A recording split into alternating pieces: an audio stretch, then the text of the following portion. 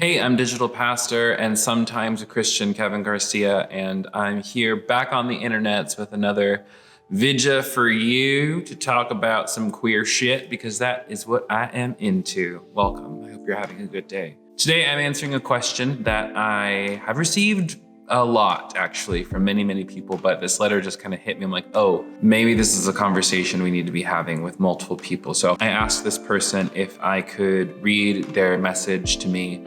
I've changed all of the identifiable details, but the story is theirs. So if you saw the title of this video, you know what we're about to get into. So it says, Dear Kevin, I wanted to write and ask you for some advice.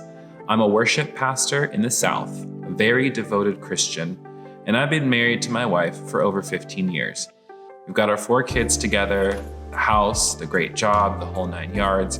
I love my family and my wife so much, and I don't want to do anything to hurt them, but I've been having a lot of trouble lately, and it feels like it's all coming to a head. You see, I have been attracted to men since I was a teen, but being a Christian, I knew that wasn't ever an option for me. So I hid it from everyone, asked God to heal me of my unwanted same-sex attraction, fasted and prayed and cried with some trusted men in my life. But at the end of the day, I don't know if this is going away. I want so badly to just say it out loud and not give a damn about what other people think because there's a part of me that knows that I didn't choose this.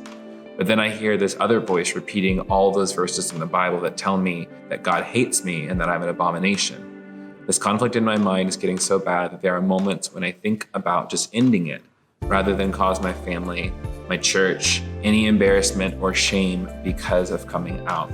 Is it possible to hold on and just keep this to myself? Do I just end up leaving everything behind and just going? How do I even begin to start unpacking this? Any advice you've got would be helpful. Thanks, Charles. That's less. Let's just take a deep breath together before we jump into this, okay?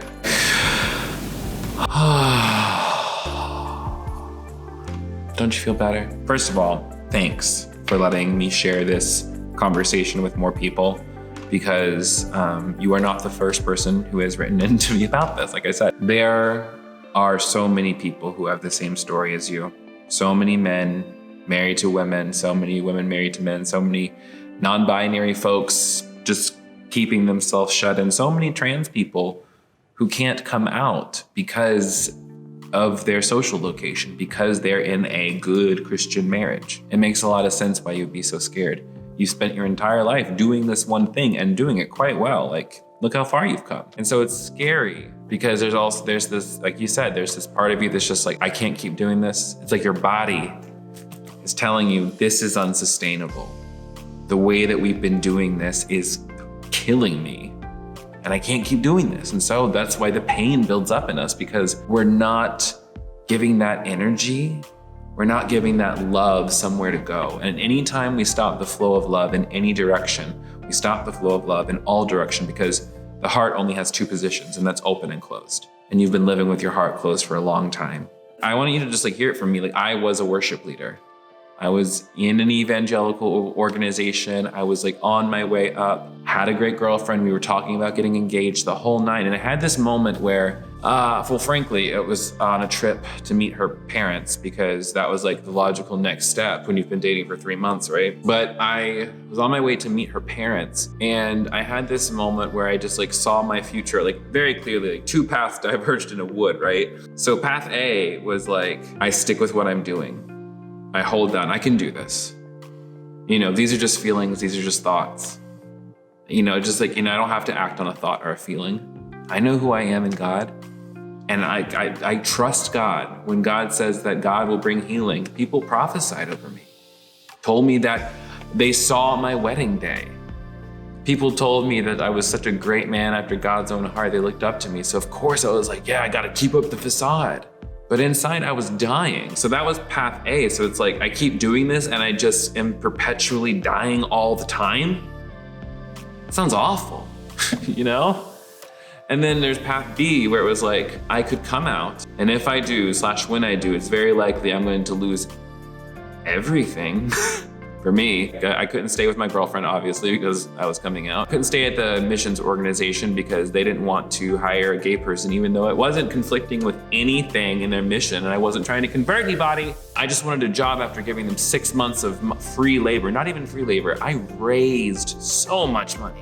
Ugh, that's a whole nother video for another time. Maybe that's what I'll shoot right after this, is like, what happened to me on the world race? Here's the thing. You've been in this, 15-ish year marriage, right? And so like, there's a big part of you that's like, I have skin in the game. And not just me, but I have a wife and kids. And I did the thing I was supposed to do my entire life. I did what I was supposed to do because I was told by the church, by Christians, that if I did X, it would give me Y and I would feel Z, X being, if I don't be gay, then I wouldn't be sinning and then I wouldn't go to hell or be apart from God. And I would feel happy. But I'm not happy. Fucking hate everything. Fucking hate this body that I'm in. I hate that I can't tell people who I am. I hate that I'm lying to everybody around me. That's what it did for me, at least. I fucking hated myself because there's a part of me that just like, my body was just trying to be who it was. And my mind was saying, no, no, no. All because somebody else told me that.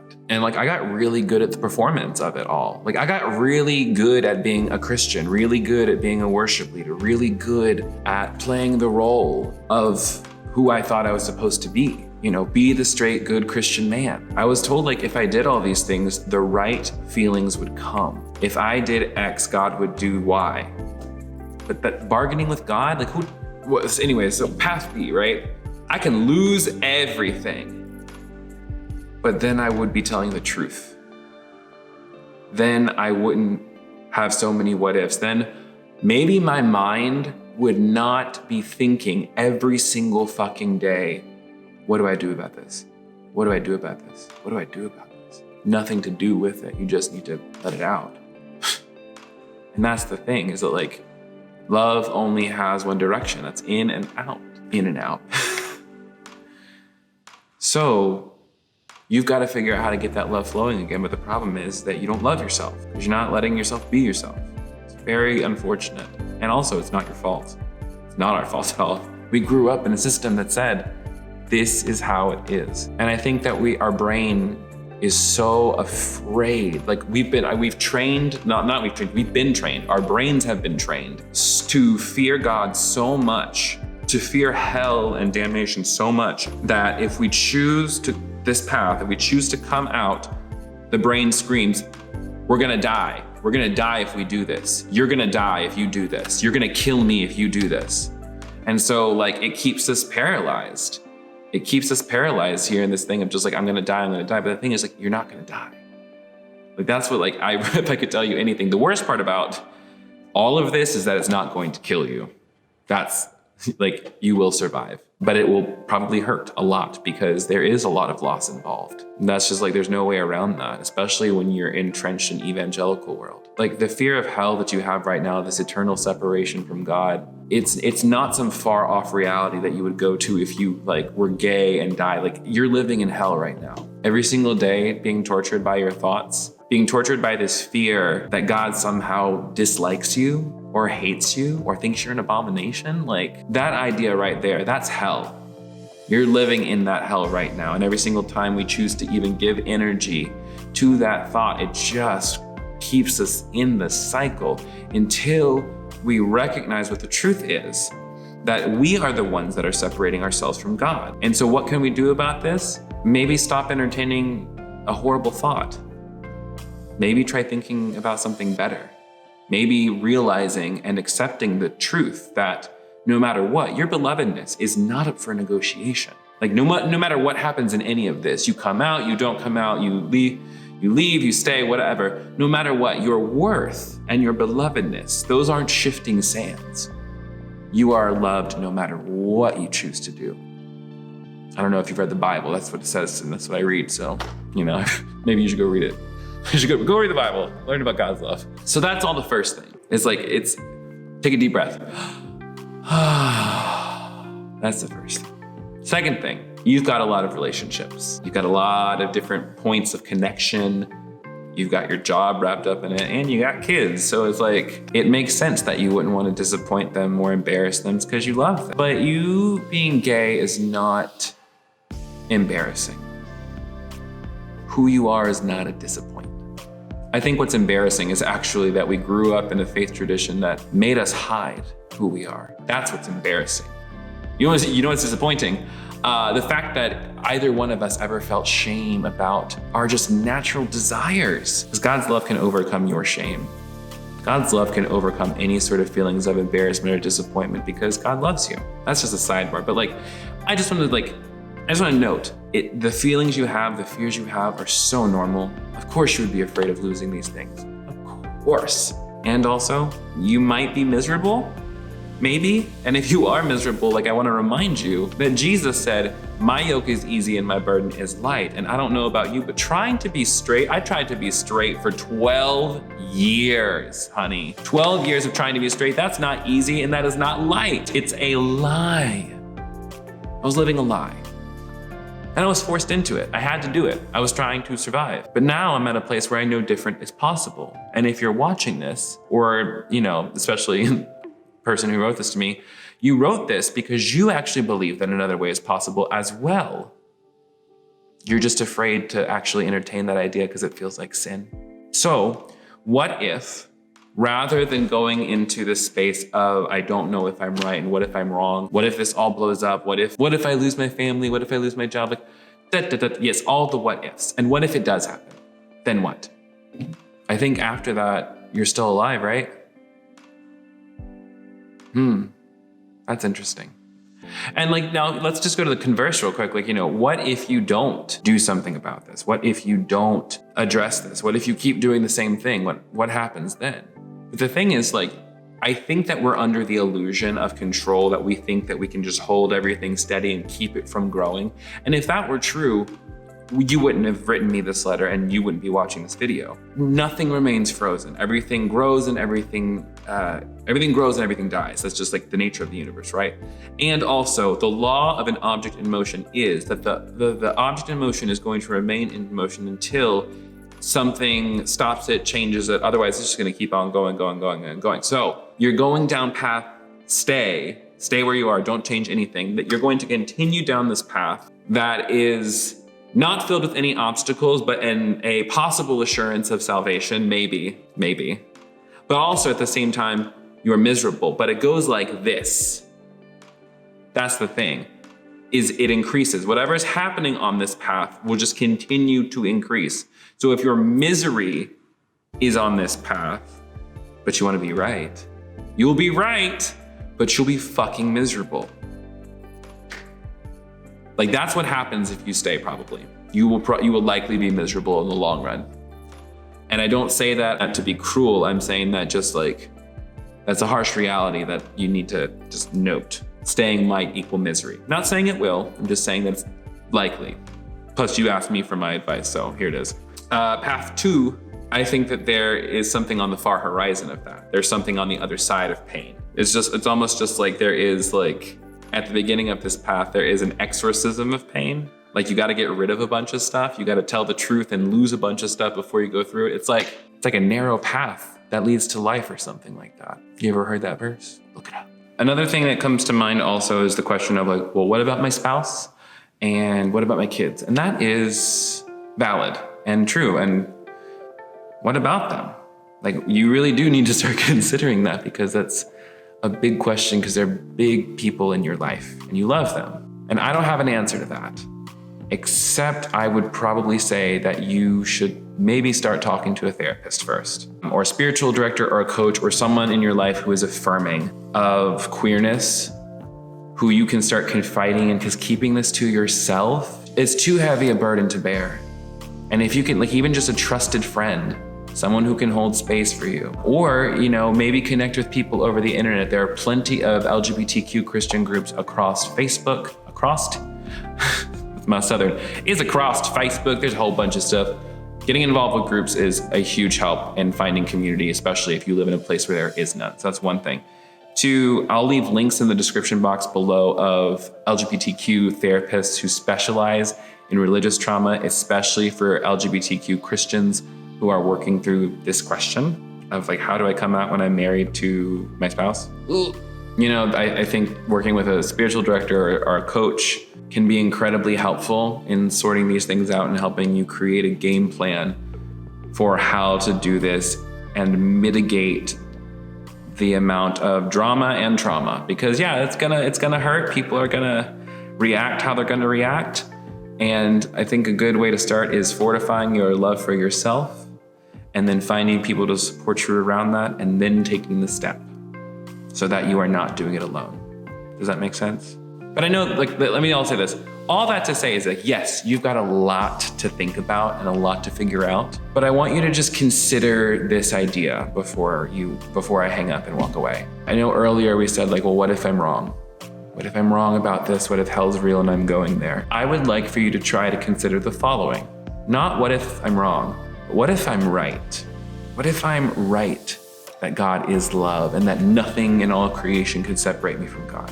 What if I was right that there are multiple ways to read the Bible that aren't all exclusively anti-LGBTQ? What if I could be queer and also hold on to my faith? What if I could live without regretting so much? Beloved, I want to tell you something. It's not only possible, it's a reality if you want it. You can have that in this life. It'll be hard, but it's worth it. And I'll tell you what, I do not know a single LGBTQ person or an LGBTQ person of faith who came out of the closet and owned their full self and owned their faith and owned their experience. I don't know anybody who said I regretted it. They will all say it was hard. They will all say that I lost a lot. And they will all say, I don't regret anything. I had a lot of regrets before, but not now. Consider that you might be right about God and about the nature of who you are. You've known all along. That's the thing. You've known. People have told you otherwise, but your body has known that you're gay, or that you're trans, or that you're bisexual, or that you're queer, or that you're any other beautiful identity in the cosmos of queer constellations. You can say that out loud. Go ahead, I'm listening. Try it, say it. I am gay. Say it. Say it. Say I'm bi, do it. Say that, say you're trans. You can say it out loud, it's okay. I'm right here. I love you. It's okay. And it's gonna be okay. There's a lot to figure out right now, but you don't have to figure out anything else. The thing you need to do right now is hear this. You are loved. You're loved so hard. And you are not alone. You're gonna figure it out. And there are people who have done this before you. That's the other thing. You think you're so special? You think you're the first person? You think you're the first gay person in a straight marriage? Come on. Like I said before, the worst thing about this is it's not gonna kill you. And I'm also not gonna sit here and pretend like I know what that's like because I've never been in a marriage, never had kids, but just know a lot of people who have. And they are all happier, healthier, better for telling the truth about themselves. So step one, start loving this part of you. Start opening up your heart. Start opening up your heart in this place to the part of you that you have kept hidden away for so long, and just tell yourself, I love you, love you, love you. And once you start loving you, you're gonna find the strength to tell others. Because when you know how you God loves you? Because you love you. You know how God loves you? Because I love you. That's how I know God loves me. I love me, and you love me. That's how it works. Get it? Get it? You're gonna figure out how to come out. You will. You don't have to figure it out right now. Don't worry. Start with, I love you today, okay? You are strong, you are brave. You're not alone in this, okay? Reach out. People are waiting to support you. So again, there are some links in the description box below for LGBTQ Christian therapy. That is good, I recommend it myself, and I really love you. Thank you so much for watching this video. I appreciate every single one of you.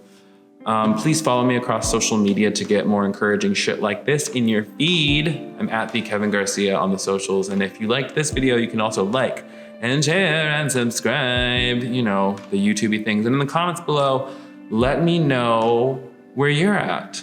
Let me know what you've been learning about this thing. And also, what would you tell a friend who's in this position, who's closeted and needs to come out? What is the encouraging thing you would give to them? I want to know. Put it in the comments below. And if you have nothing nice to say, also put it in the comments below so people can see what an asshole you are. Oh, this is why I'm not a denominational or a congregational pastor, because I have no chill. I am done talking now. Thank you so much for tuning in. Make sure you're taking your meds, drinking your water, getting your sleep in. Make sure you're registered to vote. Go to votesaveamerica.com and register to be a volunteer phone banker and educator in battleground states, so that we can elect a not Donald Trump to the White House in November. Yes, the election is still happening in November. That's not long. Get involved, people. Less than 120 days. Okay, I am gonna go shoot the next video. I love you. See you later. Bye.